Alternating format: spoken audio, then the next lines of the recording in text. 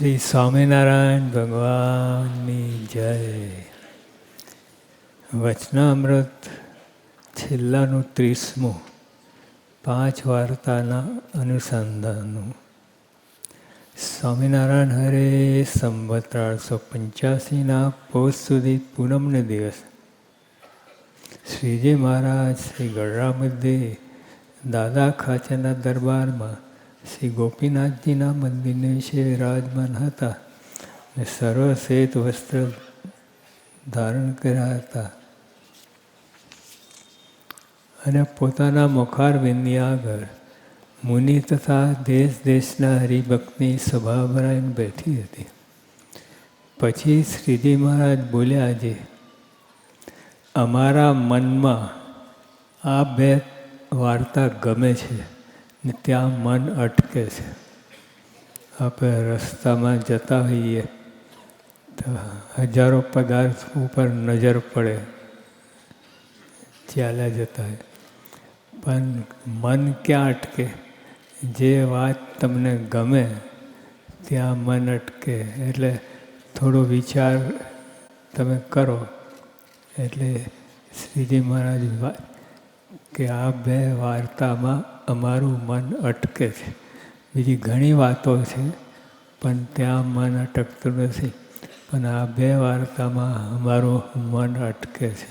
તેમાં એક તો જેને એમ હોય છે, એક ચૈતન્યના તેજનો રાશિ છે, તેના મધ્યને વિશે શ્રી પુરુષોત્તમ ભગવાનની મૂર્તિ સદા વિરાજમાન છે એવો નિશ્ચય હોય અને તે ભગવાનની ઉપાસના ભક્તિ કરતો હોય તે વાત ગમે.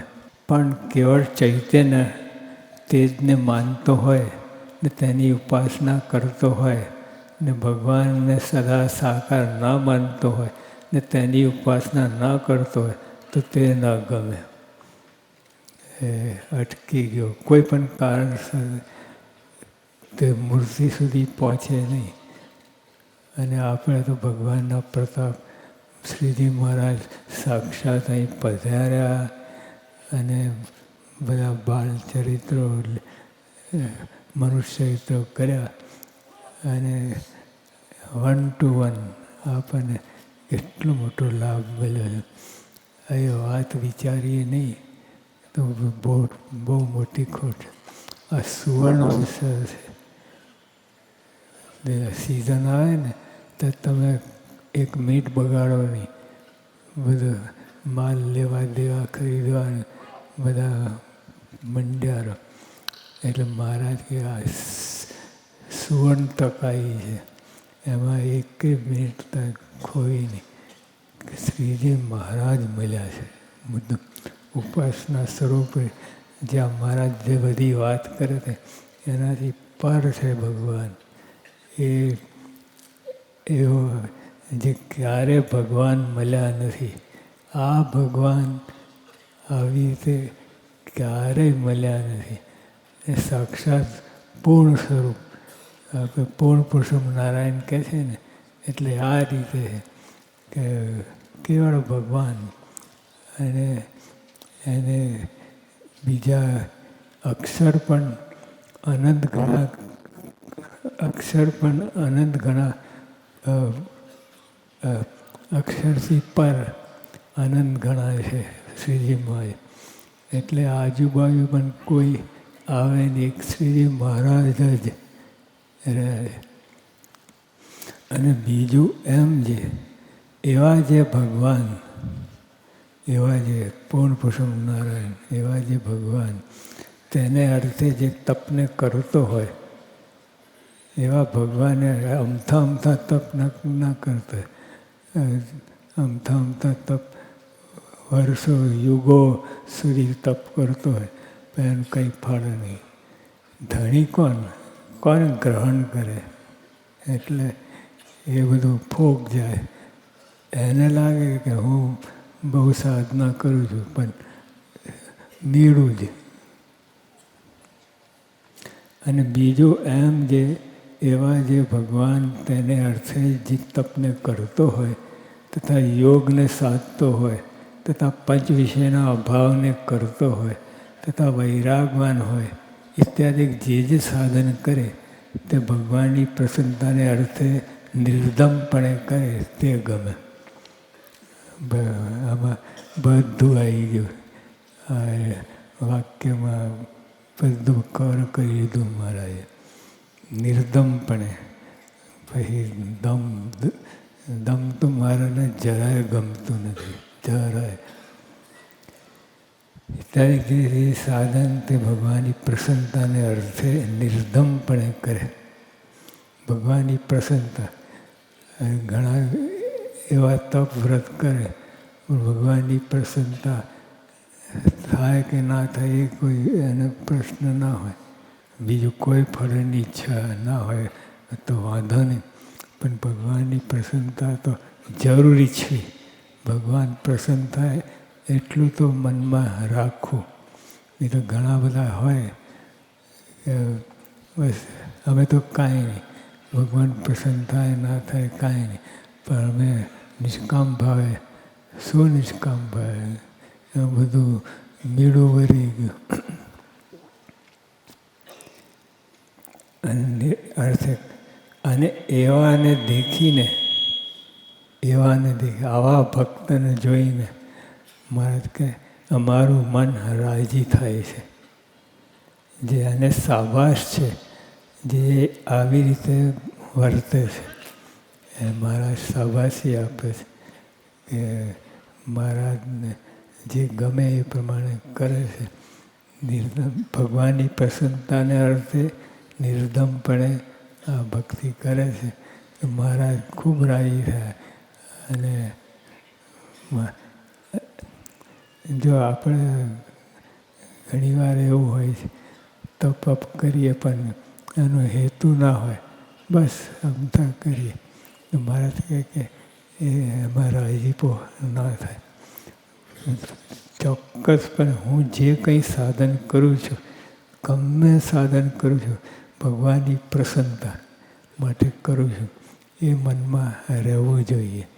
નહીં તો આ ના રહેતા એ બધું ઘણી બધી ખોટ આવી જાય. તો કોઈ પણ સાધન કરીએ આપણે તો નિશાન રૂપ કે આ ભગવાનની પ્રસન્નતા માટે જ કરું છું. તો વ્રત જે કંઈ કરીએ એ ભગવાનની પ્રસન્નતા અને નિર્દમપણે, પણ ભગવાનની પ્રસન્નતા મુખ્ય છે. અને વળી આ 5 વાર્તાનું અમારે નિત્ય નિરંતર અનુસંધાન રહે છે. અને આ બીજી 5 વાર્તા મહારાજ કરે છે એમાં મહારાજ નિત્ય નિરંતર અનુસંધાન રહે છે કે આ 5 વાર્તા ભલેને ચૂકી ના જવાય એ રીતે. અને વળી આ 5 વાર્તાનું મારે નિત્ય નિરંતર અનુસંધાન રહે છે. તેમાં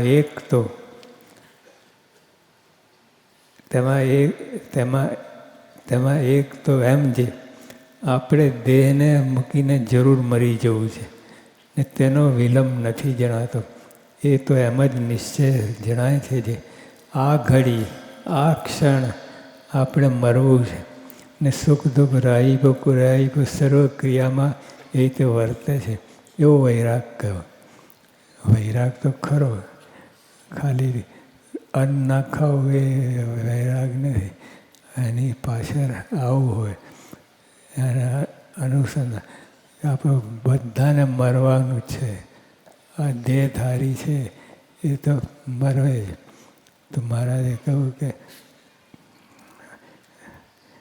આ દેહને મૂકીને મરી જવું છે તેનો વિલંબ નથી જણાતો. ગમે તારે દેહ પડે, ગમે તારે હાલતા હૃષ્ટપુષ્ટ હોય તો એ અકસ્માત થાય, આ થાય. અને તે એક આપી યુવક હતો, 21 વર્ષ હાર્ટ એટેક આવ્યો ને ધામમાં ગયો. એવી 21 વર્ષની ઉંમરે. એટલે આ બધું થાય એ કોઈ નિર્ધાર નહીં. ગમે તમે જતા હોય ને 1 સેકન્ડમાં શું થાય એ ખબર ના હોય. એટલે મહારાજે કહ્યું કે અમે નિરંતર અનુસંધાન રહે એવો વૈરાગ. જેવું તો વૈરાગ નહીં, પણ આવી સમજણપૂર્વકનું વૈરાગ. અને બીજું એમ જે આપણે મરીશું તેમાં આટલું કામ તો આપણે કર્યું છે ને આટલું બાકી છે તે કરવું છે એવું નિરંતર અનુસંધાન રહે છે. એટલે આ લોકનું કામ નહીં, ઘર બાંધવું છે ને આમ કરવું છે ને પાસપોર્ટ મેળવું એ કામ નહીં, એ તો બધું કચરો છે.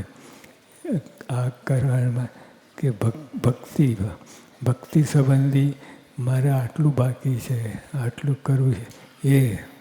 અને ત્રીજું એમ જે અમારા મનમાં પંચ વિષયની વાસના ટળી ગઈ છે કે નથી ટળી એવું મારે કે આમ લાગે દેખાય કે વાસના ટળી ગઈ છે તો મારા તરત જ પ્રશ્ન પૂછે છે પોતાને કે અમારા મનમાં પંચ વિષયની વાસના ટળી ગઈ છે કે નથી ટળી.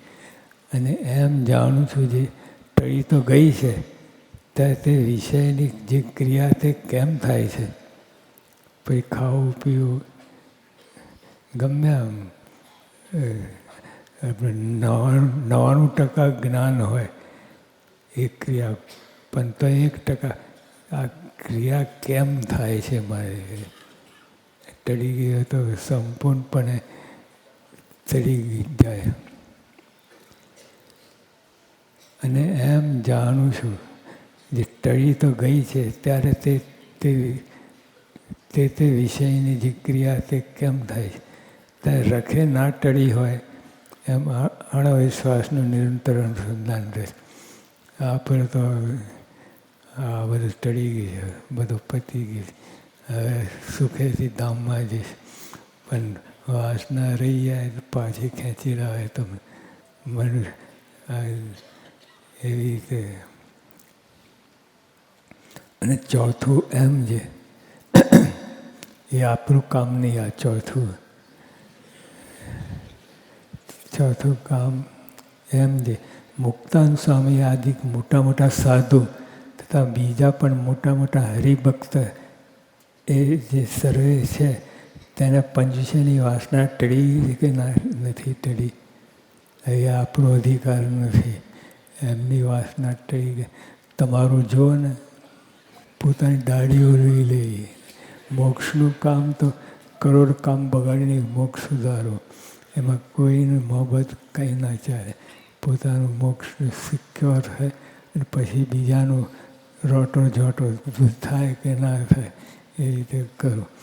પણ આવો મનુષ્ય દેહ, આવા ભગવાન મળ્યા એ ક્યારેય મળ્યા નથી. આવો બધો અવસર અને આપણે કામ ના થાય, મોક્ષનું કામ ના થાય, શું પાક્યું? આની વાસના ટળી છે કે ને આની નથી ટળી એમ સર્વેના હૃદય સામું જોયા કરું એમ અનુસંધાન રહે છે. એ ભગવાનનું કામ છે. ભગવાન સર્વથી પર છે, સર્વે દોષે રહિત છે, સર્વે ગુણે સંપન્ન છે. એ ભગવાનનું કામ. એમાં આપણે દાપણ કરીએ તો ખોટ જાય. આપણે આપણું જ કરવાનું છે.